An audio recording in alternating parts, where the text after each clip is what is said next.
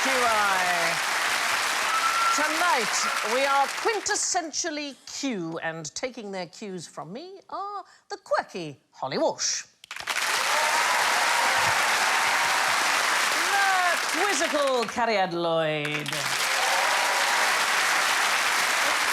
The quixotic Josh Widdicombe. Don't know what it means. Don't know what it means. And for the quadrillionth time, it's Alan Davis.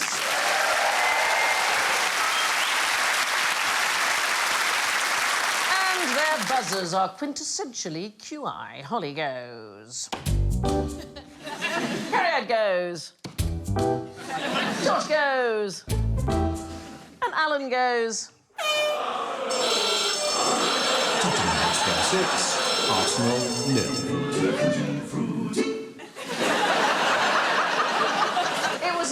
It was a mishmash. It was a mishmash. Just for you. Right, here we go. This is a portrait from the Qing Dynasty. First of all, how would you spell Qing, anybody? With a Q. Yes, Q-I-N-G. So, why is this woman so made up? Did she walk too slowly through the makeup department at Army and Navy in Guildford? Oh, that is the most terrifying thing, isn't it? My mum paid for me to go for a makeover in one of those. Did she? Yes. Recently? No, when I was about 17. Right. I honestly looked like a woman in her late 80s. I actually looked like Mary Berry. That was what happened. This is a portrait of Prince Zun. He was the uncle of the then emperor. So we're talking mid-18th century, and his wife, who was called Lady Jinsei. He's about 60, and she's 14. Wow. Yeah, it's one of those, you know, spring and autumn kind of things. But it's very typical of court paintings of the Qing Dynasty because it was traditional for the wives, and indeed the concubines, of the emperor and his family to be hidden from public view. So this posed a problem if you wanted to do a painting. Yeah. Because you weren't allowed to actually see what the woman looked like. They had to decide to paint the concubines to look like bits from sketchbooks, basically. We have no idea what she actually looked like. This is entirely a made-up portrait. Is that why Yes. It's kind of neutral? Yes, it's compared to, like, his detailed face. Hers looks like, you know, when you buy a kid a colouring book and it's like, you could add whatever face you want. Like, that's the basic start of the painting. It looks like they've started on him, they've really nailed it, then they realise they've got 5 minutes to do her face. She looks like an emoji, doesn't she? Yeah. But the whole concubine thing, I mean, it was considered absolutely crucial to Qing Dynasty court life. So the idea was you wanted to make sure that the emperor had multiple offspring, so you wanted to make sure he had a very healthy sex life. In fact, in the 1670s, they started a government branch called the Office of Respectful Service.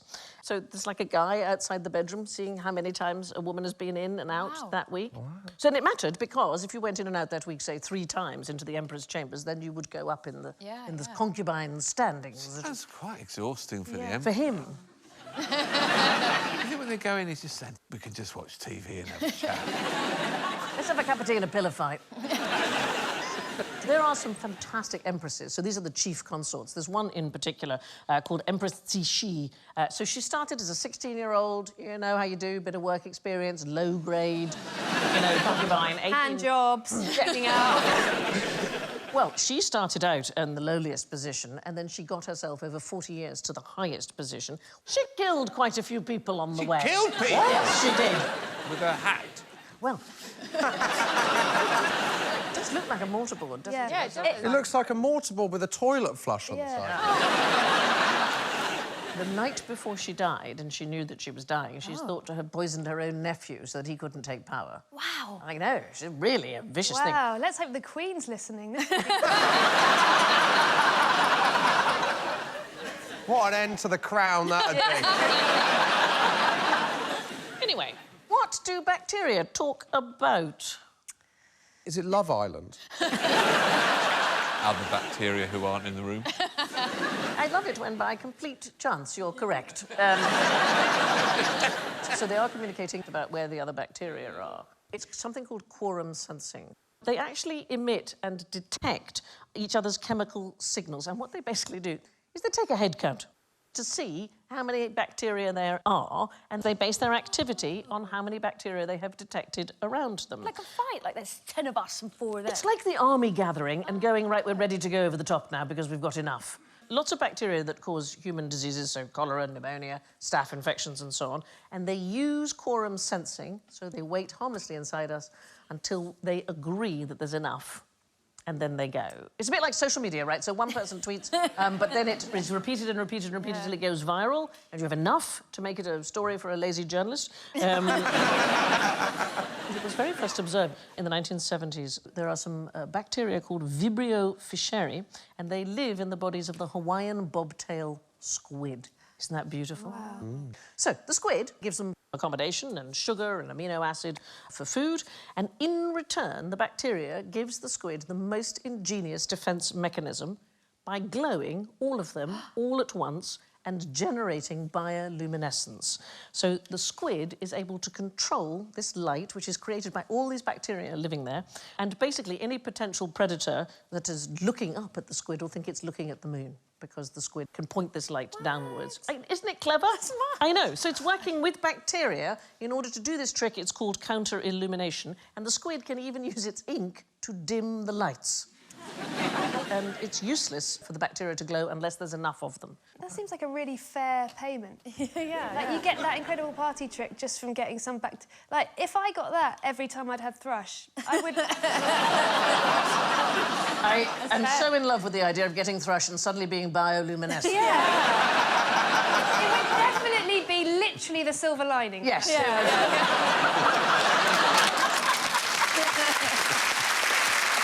It'd be Oh also my a conversation start, because I'd walk in and I'd go, Holly, you look great.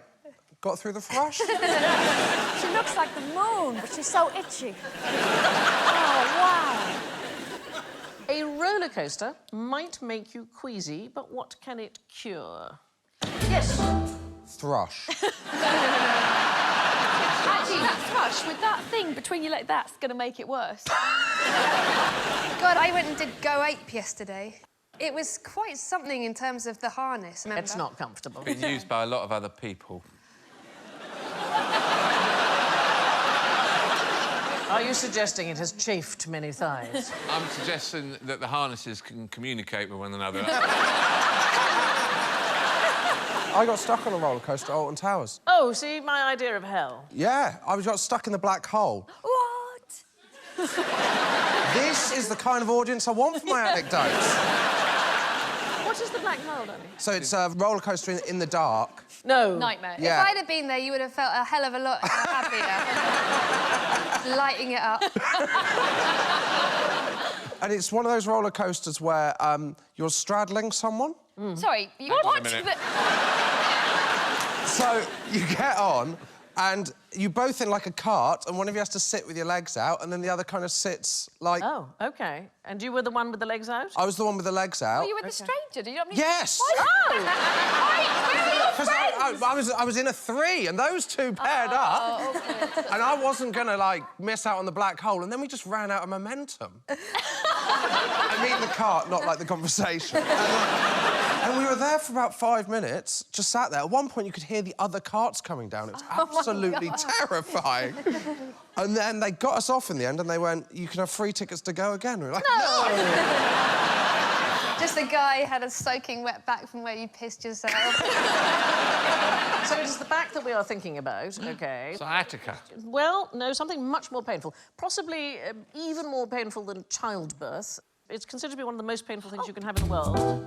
Kidney infection. It's kidney stones. Kidney stones. It's kidney stones. They're more painful than childbirth. I have had them. Unbearably painful. Wow. So in 2018, an Ig Nobel Prize was awarded to 2 urologists who discovered a really quick way to quash kidney stones.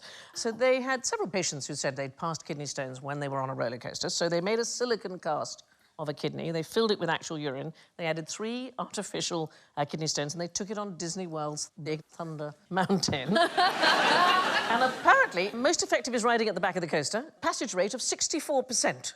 Wow. Yeah, compared to 17% if you sit at the front.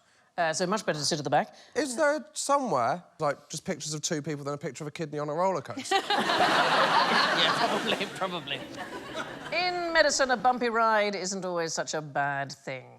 What can you tell me about Philip the Missionary's position? I once sat behind him on a roller coaster.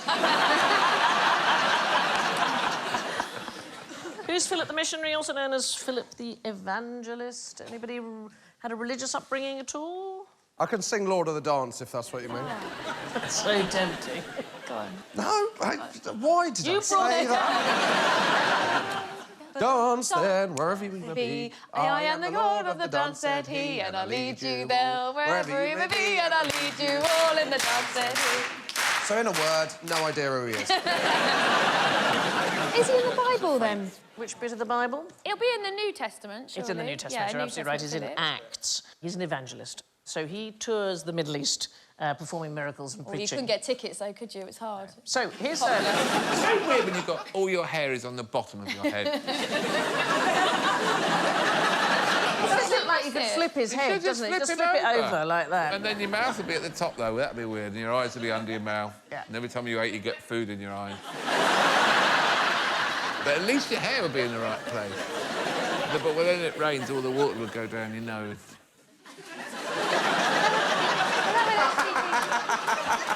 It'd be so beautiful. It'd be like the those fountains in what are those fountains called in the fountains called in Las Vegas where they Bellagio. My God, I cried when I saw those. They're the ones where they fire out and land in a hole. No. They're my favourite films. Honest to God, it's like being in an old people's home. He toured the Middle East, did he? Yeah, he toured the Middle East. Right, Josh wants to sing Lord of the Dance again. I saw a fountain once. Did you? OK. So he toured the Middle East. So he toured the Tell us Middle East. about the dark room again.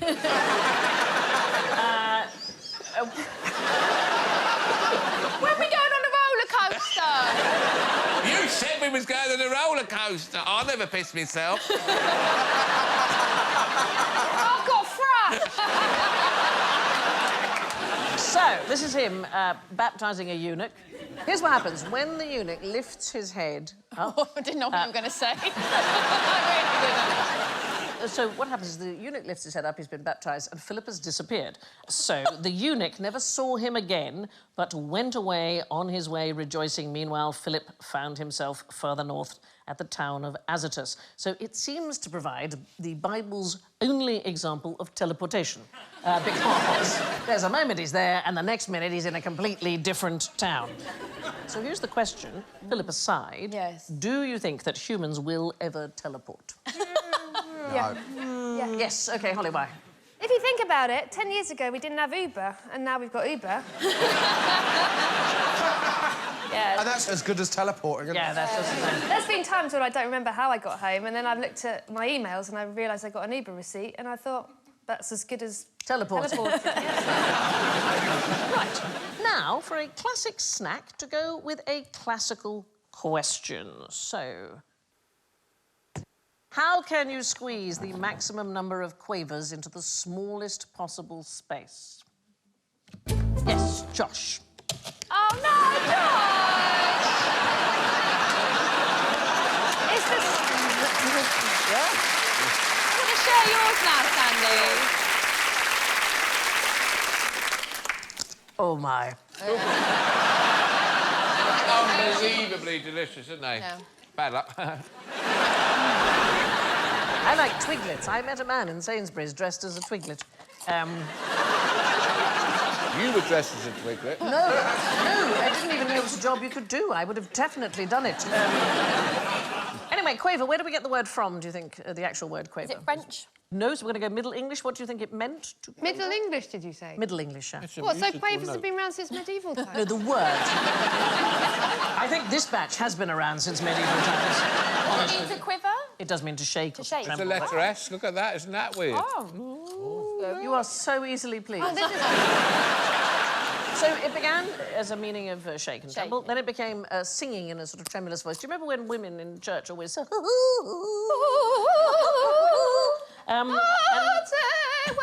you may be. Yep, it's like Josh was in the room. And then it became the name of a musical note. Anybody know how long a quaver Is it quarter? It's an eighth. There are semi-quavers, which are 1/16, followed by a demi-semiquaver, which would be 30 a 32nd, a hemi-demi-semiquaver, which is 64th, and a quasi-hemi-demi-semiquaver, which is a... Danish wizard. 120.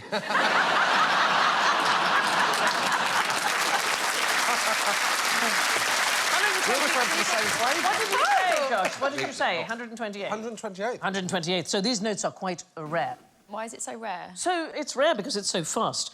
So if you took a work in 4/4 time, so with a tempo of 100 beats per minute, a quasi-hemi-demi-semiquaver would last for just 0.02 seconds. So that is too short for the human ear to distinguish. Oh, yeah. But in fact, Beethoven and Mozart used them to describe brief, rapid sections in particular movements. The shortest note in any published work is a 1024th note, which should be called a quasi-hemi-demi-semi-hemi-demi-semiquaver. That's his grammar. Yep. And it appears in Anthony Philip Heinrich's Toccata Grand Chromatica, which is written around 1825. Somebody's pleased with themselves, isn't it? I've used a semi-demi-quaver. Those glasses look no use to anybody, do they? They're too small. They're smug glasses. They're intended to make you feel stupid. So this is one of the rare uses of this 1024th note. But in the very first manuscript, an extra bar was added to the note, which meant it was actually miswritten as a 2048th note, which would be a demi-semi-hemi-demi-semi-hemi-demi-semiquaver. Oh, my God. There it is. Look at that. That is... I mean, how fast would that... ridiculously... madness. Yeah, bonkers. So could we hear? Like, what's the shortest note that we could hear? There is a thing called Extreme Piano Channel on YouTube. You've all got some instruments beside you. Why don't you bring out your instruments? What I want you to do, you've got 5 seconds. I want you to play the same note as many times as you can and count how many times. in Counting 5... and playing. Did you used to do that game at school where you'd try and start a stopwatch as quickly as possible? Yeah. Oh, yeah. I loved that game and it was so good. OK, are ready? 5 seconds going now.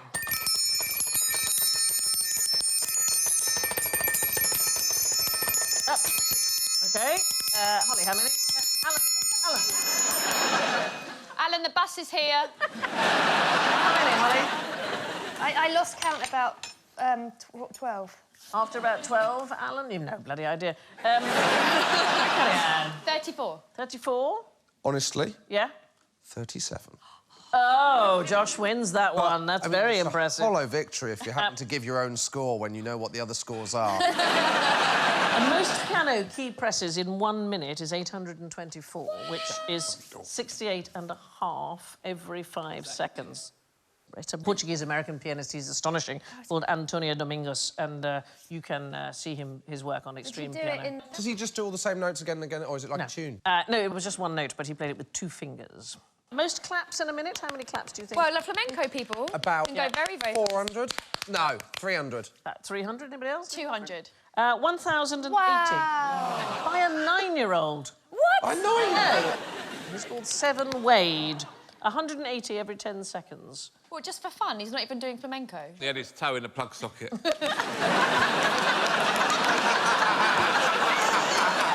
I absolutely love him in my audience on tour. Right, quavers away, instruments away. For what sort of business would you want to use a queer plunger?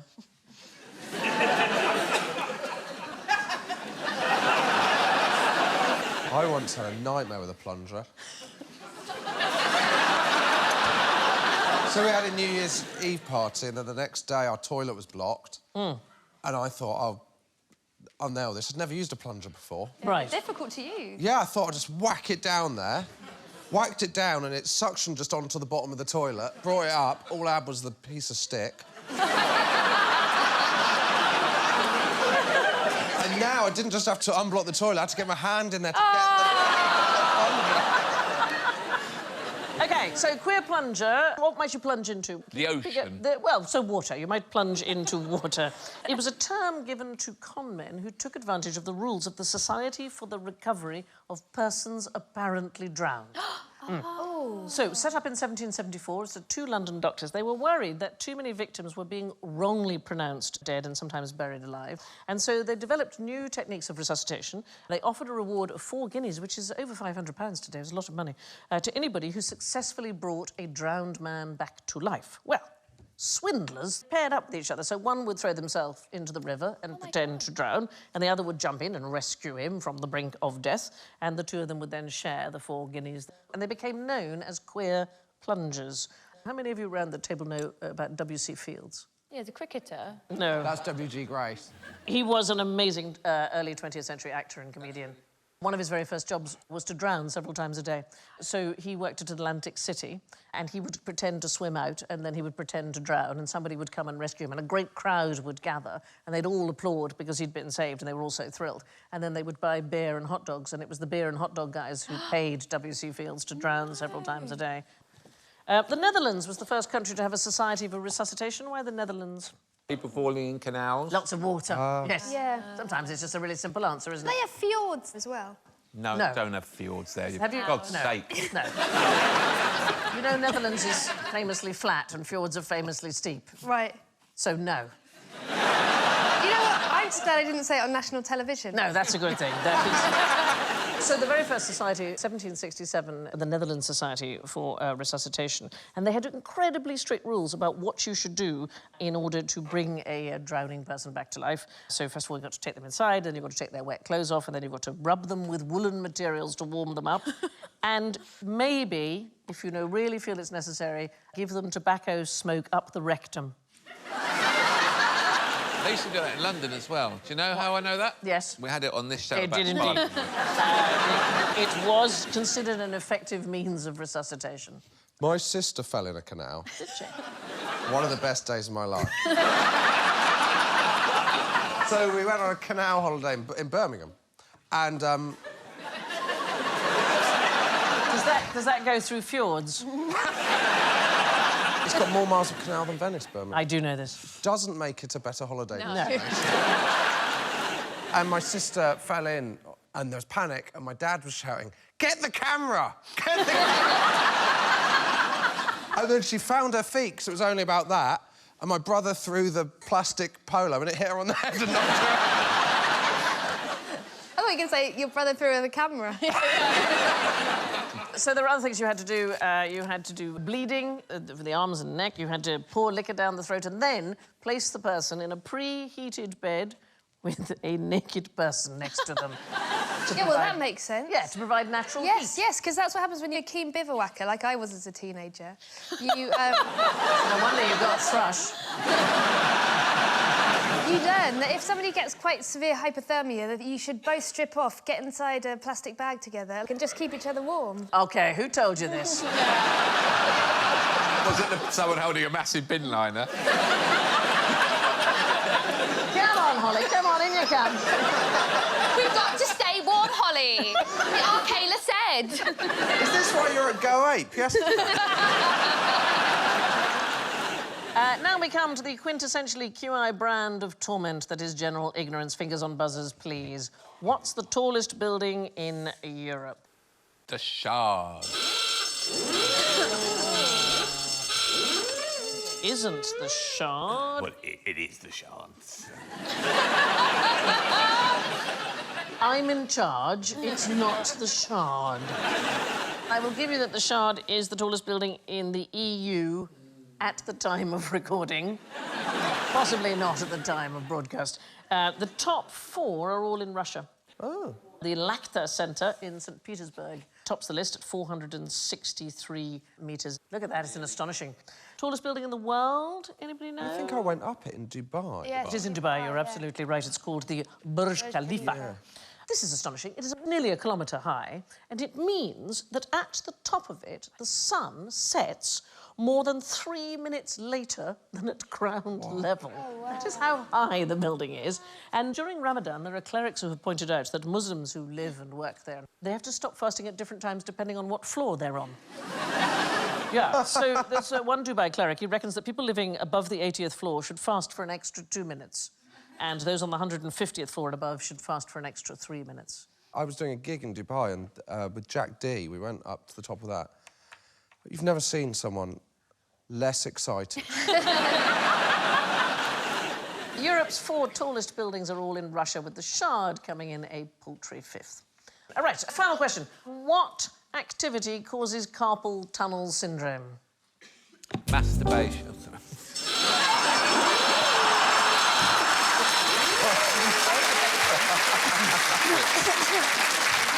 Well, I should hope it's not masturbation, because my grandma had it and she didn't seem the sort. Probably an RSI thing, right? Isn't it quite common with typing and that sort of thing? Who knows what carpal tunnel is? What It's is where the tendons get inflamed. Yeah, on so your it's the wrist. canal Yeah. that connects the arm and the hand that's in Yeah. the wrist, and various tendons pass through it. Yeah. And what happens is, when one of these swells up, it compresses on the nerves that are inside this channel, and it leads to pain, numbness, and tingling. And It's really painful. It's unbelievably painful. You won't get it pretty much from typing or from playing video games or any of those things. Those cause problems like tendinitis. Yeah. It's idiopathic. So idiopathic means we don't know.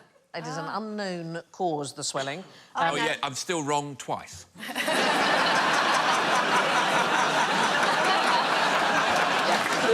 that's been our pleasure. But the chances of getting it are increased with obesity, pregnancy, smoking, arthritis, diabetes, any of those things. The only work-related activity that we absolutely know it is related to is the long-term and repeated use of vibrating hand tools. So in a way, Alan was right.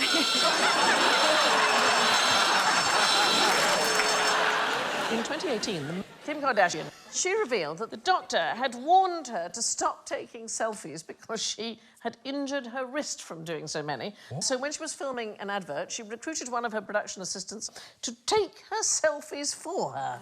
Now, this is a marvellous concept, to have somebody, you're so rich, that you have your own selfie taker. So I have decided we need a selfie elf. So, Anna, if you're going to come on, please, and be our selfie elf. Yep, thank you very much. Oh.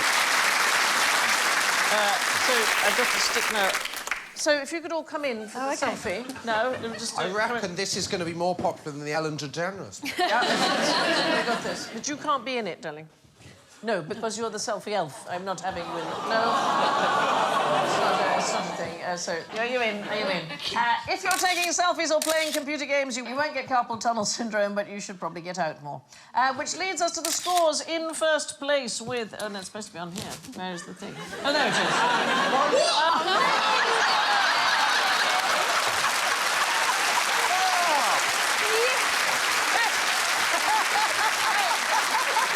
In first place with 2 points, it's Holly! In second place with 1 point, it's Carrion! In third place with -5, Josh!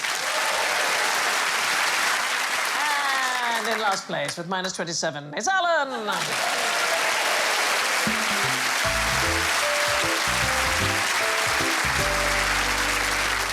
Thanks to Carrier, Josh, Holly and Alan. And I leave you with this quintessentially QI quote from quondam quipper Oscar Levant. What the world needs is more geniuses with humility. There are so few of us left. Good night.